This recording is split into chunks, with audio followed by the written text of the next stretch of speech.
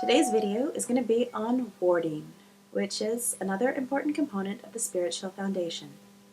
Just like we have personal shields that are meant to protect ourselves and our personal presence from unwanted energies and unwanted forces in the spiritual world, we also want to do the same for our house. Yes, our houses are also susceptible to spiritual attacks and also can be susceptible to unwanted spiritual guests. So it's important to set up spiritual wards to claim your space and also defend your house. You hear a lot of things in the media of people being haunted and having horrible instances happen to them where they're tormented by a malicious spirit. Warding can go a long way to preventing this from happening. As when you ward your space, you're basically saying, I decide what comes into this space, and if you're here to harm me or my family, you're not welcome. When you set up a ward, you're basically defining a parameter. That means that you're setting up an energy grid around your house. This can be done through various means. A lot of people use rituals to erect a powerful energetic barrier that encompasses your house and your space. You can also do this through visualization. A lot of people like to set up visualization bubbles, where they take a moment to visualize and imagine their home surrounded by a powerful light that protects and encases their space. This will actually charge the energy around your house, and through combining it with powerful manifestation techniques, you can bring this energy in and expand it around your house and create the energy field. Once the ward is erected, you can program it with anything you want.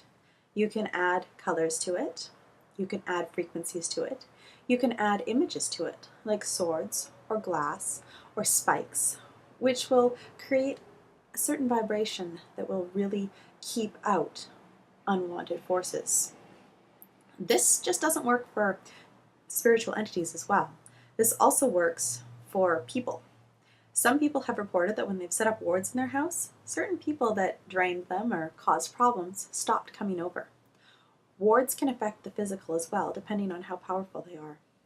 It's important, though, that once you start warding, you continue to build up your ward and strengthen them as you go. You can also add different rules to your ward by saying, no entity of this certain type is allowed, or no entity that wishes to harm my family is allowed. As you program your ward, it will become stronger. And your ward will basically be a safe zone for your house that will keep you safe from unwanted forces. Wards are an incredible spiritual tool. They're diverse, like every spiritual tool. There's different ways to cast them, different ways to work with them, different ways to program them, and really that is based on your specific needs. If you need to keep a specific type of entity out that's constantly tormenting you and hurting your family, then you would base the ward based off of that.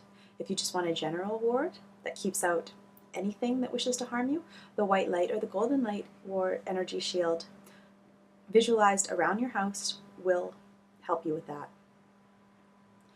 I mean, really, it's important to set up boundaries when you're working in the spiritual world because things are so abstract often, and it's hard to set up boundaries. It's hard to set up these parameters because everything is etheric, everything is unseen. So it's good to lay down these rules in the beginning. It's good to lay down this foundation and ward your space with defined rules so that you know what comes in and out. You know if something's violating your rules. You know when you are being pushed out of your comfort zone. It's not good when certain people in our lives break our boundaries. And it's definitely not good when spiritual forces do the same thing. So it's just as important to set up these boundaries in the spiritual world as it is in the physical world, as it helps just keep us safe and secure and protected. Another really interesting way to ward is an energy grid. It's basically where you envision your house and then you envision a grid going into the different rooms of your house, kind of like those laser grids in the movies. I find this to be a very powerful ward because you can also program the lines of this grid to act like a laser that zap anything unwanted that comes in. This is personally how I set up a lot of my energy grids, especially in my house. I also like to incorporate different sigils. I use different sigils of different dark lords and beings that I work with in order to empower my wards and make them stronger. Working with Lord Beelzebub is one.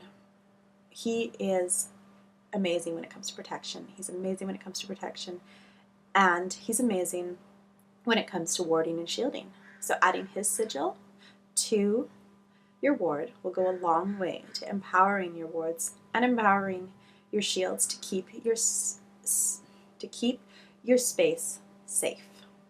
Depending on what spiritual path you follow or what gods you work with, you can really use any of their sigils.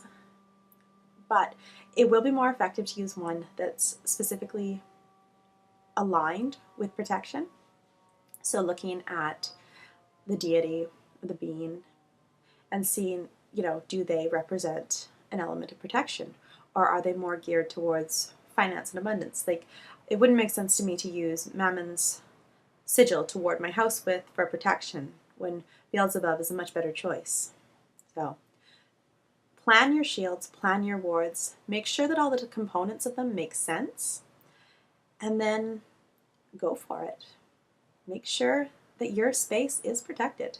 It's your house and it's your space, and you should be able to say who comes and goes from it. Nobody likes to be violated. Nobody wants to have their space invaded. It can leave a very vulnerable and horrible feeling when we are violated. And having these boundaries set up and these wards erected, it just goes a long way to ensuring our safety and our protection. Thank you so much for watching this video. If you like what you see, you can come join us on our website at satanandsons.com. That's Satan and Sons, SUNS.com. We are a very open community, and we accept people of all paths. The only thing we ask is respect. Just have respect for your other people's paths. Have respect for, what other people do.